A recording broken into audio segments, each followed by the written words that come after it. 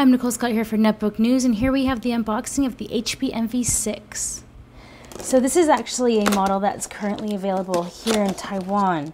So the configuration of the one that we've got is a little bit different than what you'd have in the US. So obviously you see here there's Chinese and English setup instructions. And let's pull this out. And we have the unit. But let's just see what else is in the box. We have a package list here, and let's check out the PSU. Alright, so not that small, but still a good size. Alright, so let's move that over here. Let's get rid of the box. You can see it has this lovely Beats audio sticker on it. I'm pretty excited to check out these speakers because I hear that they're very stand up. So let's take this off here. All right, so this particular model that I'm unboxing is the 1010TX. So this is a 15.6-inch Ultrabook. This is probably the largest Ultrabook that I have ever really handled. 15.6 inches to me is absolutely enormous and massive, but it is only at its thickest point, 0.78 inches. It's fairly heavy at 4.6 pounds, but let's get in here. Ooh, ooh. There we go. All right. So here we go. You can see it has a fantastic finish. I mean, for a budget machine, it really does look fantastic. So why don't we take a look around the ports? Here we have the Ethernet port with a little hatch there, HDMI, two USB 2.0s, a 2-in-1 card reader, and some LEDs. Around the front, you can really see how nice and thin this profile is. Yeah, so 0.78 inches is very thin. There we have a Kensington lock, separate mouse or microphone and headphone jacks, another USB 2.0, and the PSU. Around the back, you can see that it just has a fan here, so the battery is integrated into the bottom. If we open it up, so I've plugged it all in, gone through the regular Windows startup, and since this is an HP machine, we get a kind of specific walkthrough for HP. Let's register later, and then you can actually choose to customize. So I'm going to say no, I don't want HP support, and yes, I will join the HP improvement program.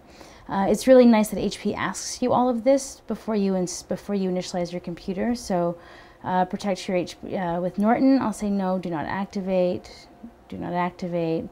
It's really great that this is an option, because on many machines that I get, you're just stuck with McAfee or Norton constantly bothering you, and if it's not your system of choice, then that's pretty annoying. So it's really nice that they have that in their setup feature. So this is going to go through its initial setup, and I'll come back to you in just another second.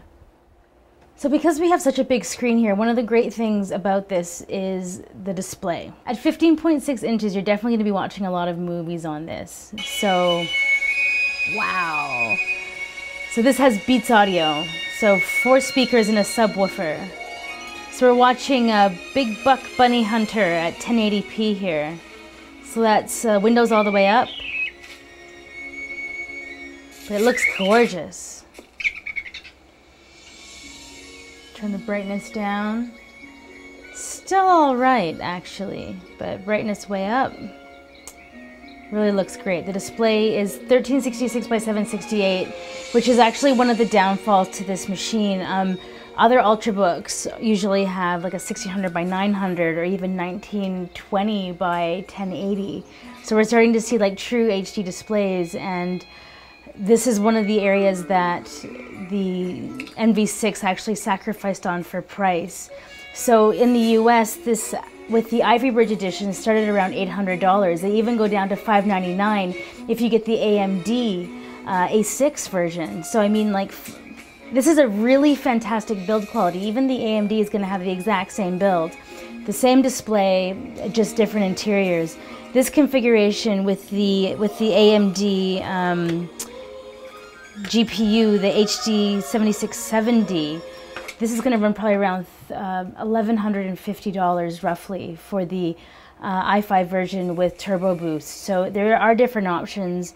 I was checking out the US site, and Even the i7 is about $25 more. So this does come with Ivy Bridge and Sandy Bridge options as well as AMD. So they've really made full use out of this form factor. If we just stop this for a second, actually, and take another look, let me just unplug that. Right, so if we just take another look, this has a really fantastic brushed, you know, kind of like brushed metal finish, but it actually is plastic. The one annoying thing is you can see how my fingerprints have kind of grubbied it up. So it is super sexy, but for portability, and it has a red bottom. So many Ultrabooks now are just coming in this plain, kind of plain Jane kind of coloring. If we take a look quickly at the Asus ZenBook, this is a gorgeous device. I mean, this is actually, I have the UX31. This is great. This is actually the UX32VD, so this is with the NVIDIA graphics card. So keep an eye out for some comparison on our part for this with the NVIDIA graphics and this with the AMD. But I just wanted to quickly give you kind of a look at what the difference is for a traditional Ultrabook. So check that out. I mean, this is, what is this, 13 millimeters? So taking a closer look at the keyboard, because this is a 15.6-inch edition, it has this sunken edge here, lots of room around the side. When you type on this, I mean, it's got the wide, nice flat keys, good spacing in between everything. It really does feel fantastic. Looking at the trackpad a little bit closer, you can see that it is a single integrated pad with integrated mouse buttons. If you can hear that, it's a little bit stiff, but it does work rather well. I've experienced some slight jumpiness around it, but that can also be fixed with a software update. This model is newly released, but so far I'm quite fond of it. It does really great two-finger scrolling, the separated mouse buttons. Usually not a fan of that, but there seems to be like a very small amount of dead zone in the middle between these two, and overall I'm very happy with the responsiveness. The next question on everyone else's mind should be battery life. So this should get you around 6 hours of continuous HD playback, or about 9 to 10 for regular usage. So if we kind of, you know, decrease the screen brightness and put it on power saver, supposedly we're supposed to get about 9 to 10 hours, but we'll have to do a little bit more testing to find that out, since this is just the initial unboxing. All right. So since this has the AMD 7670M graphics card, I decided to run PC Mark Vantage. So you can see here we have a score of 4,443. If we compare this to the kind of industry average, let's say we take the UX32VD, because it's got the NVIDIA GeForce GT 620M graphics card. It scored 4,534, so it scored about 100 points higher. The category average, though, for the Ivy Bridge Ultrabook is actually 3,395, according to Laptop Mag's average. So this is well above the average. And when I was running the 3D Mark Vantage, the fan actually did kick in. And to be honest with you, it was a little bit loud. If I'm feeling the bottom now, it's definitely warm. Nothing too warm, nothing too crazy. But I do think that's one of the things that you may, at the end of the day, find a little bit annoying about the machine, is that if you are doing anything graphically intensive, the fan might get a little annoying. But so far, the only other things that are definite negatives about this machine would be the display. 1366 by 768 is too low. Most other machines, especially on a 15.6 inch, I mean, it should be at least in the 1600 by 900.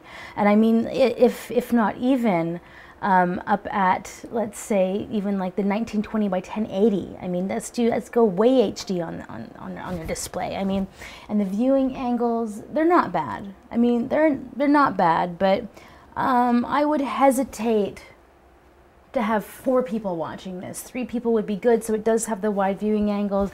It does go fairly bright. The configuration of this with the Core i5 and the Turbo Boost, I have to say, is a very good combination. I didn't find it very slow. I found it to be quite quick, even though it didn't have an SSD. So the other negative would be the fingerprints here. But I mean, overall, the machine really is fantastic. I mean, it's for a 15.6-inch device, it is being called an Ultrabook, but basically this is just how 15.6-inch devices should look. I mean, it's nice and thin. It's 4.6 pounds, which is fairly heavy, but it's definitely manageable to carry around because it's so thin. It's got all the ports you need. The only thing that it is missing would be a VGA port, but you can actually get an HDMI to VGA dongle for I think around $25 or $32. But it does have a built-in Ethernet port, which really is fantastic. 2-in-1 card reader, all built in, 3 USB ports. Like overall, for the price, the AMD version with the A6, it starts at $599. So I mean, overall, the build quality really is fantastic, and it has enough options that you can pretty much get whatever you want. So this has been a kind of a detailed unboxing of the HP NV6. I'm Nicole Scott for Netbook News, taking a look at the largest Ultrabook that I've ever unboxed.